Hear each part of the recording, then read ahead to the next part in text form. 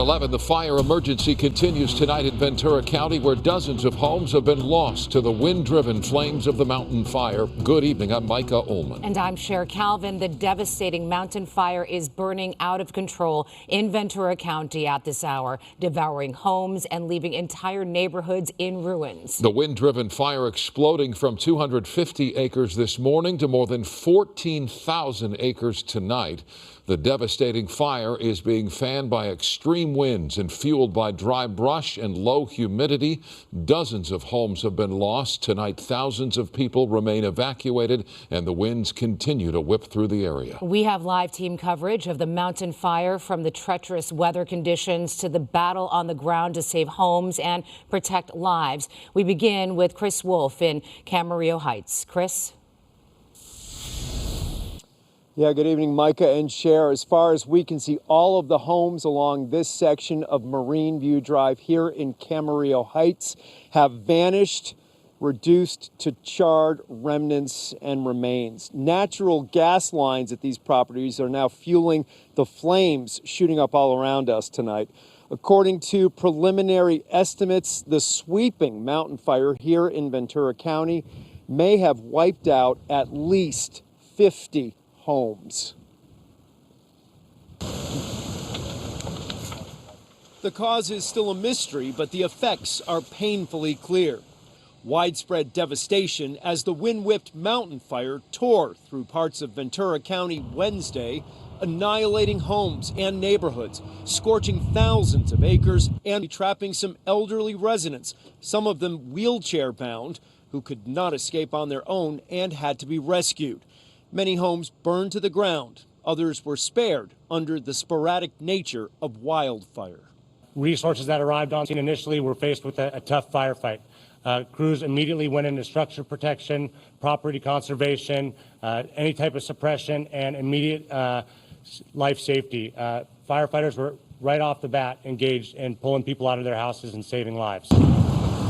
Areas impacted include Moore Park, Camarillo, and Camarillo Heights, south of the 118 and north of the 101.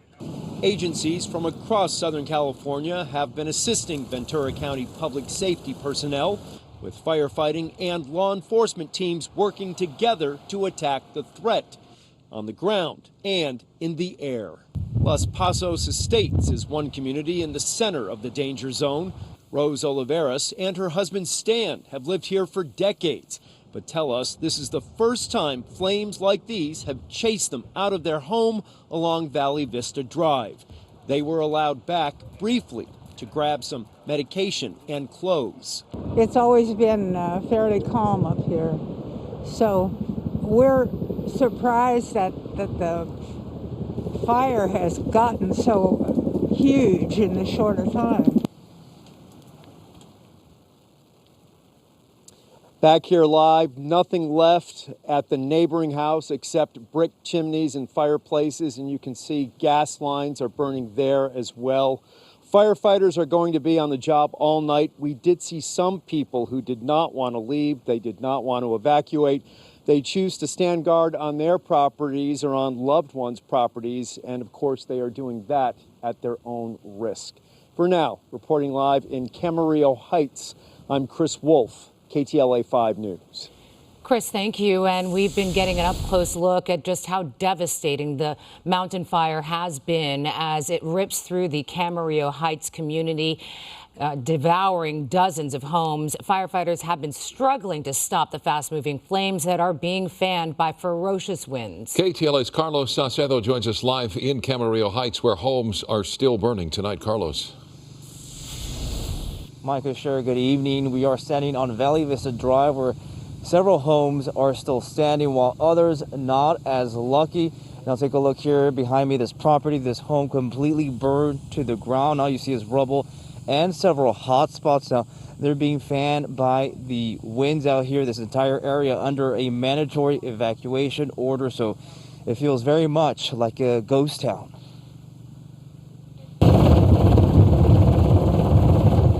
An eerie flicker has taken over the night sky in this Camarillo neighborhood. Hotspots consuming homes left ravaged by the wind-driven mountain fire. Homes burned to their foundations, charred cars sitting on driveways. I feel terrible for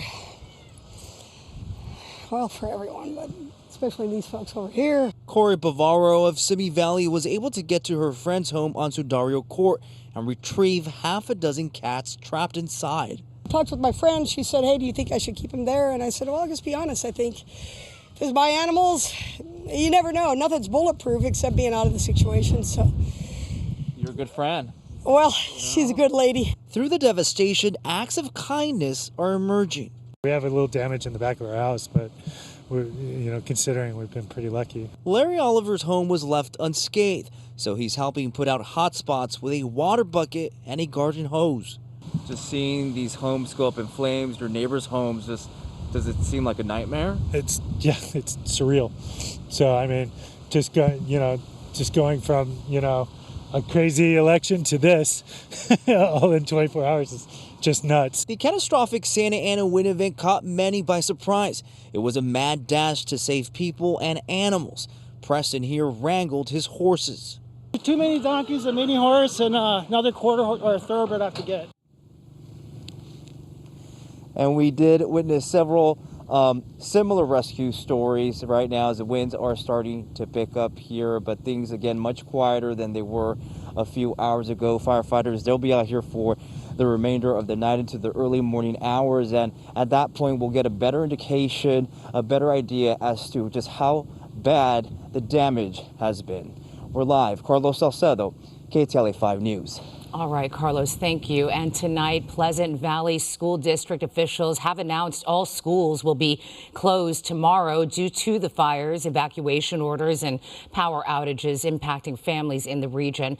Officials say they will announce plans for Friday by 6 p.m. tomorrow. Meteorologist Vera Jimenez tracking the conditions for us, all about those strong winds, Vera. Indeed, Micah. And some of those winds will have diminished by 6 p.m. tomorrow, so that will have a much better indication of whether they should stay open or remain closed. In the meantime, though, here's our LAX view. And as you can see from this vantage point, we don't have a shake in the camera. It's very still and very quiet out there. But you saw in Carlos's picture that there was still a little bit of wind. You can tell by the way the flames were bouncing around and dancing around on the ground. Let's go ahead and take a look at what we have going on there. In Camarillo, we're looking at winds at 23 miles per hour. The gusts are still sitting at about 43. The relative humidity values have not improved, and the temperatures, luckily, have stayed the same. This is mostly a cool weather event. As we take a look at the winds, earlier we saw for the northwestern end of the viewing area, these are more towards the east. The Santa Ana Mountains of Orange County, 79 miles per hour. Arrowhead Springs,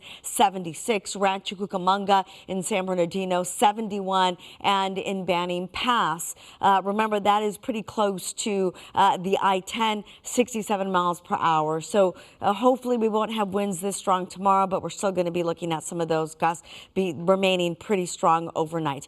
The rest of your forecast up shortly. Back to you guys for now. Vera, thank you. Tens of thousands of homes without power tonight as Southern California Edison put public safety emergency power shutoffs into effect.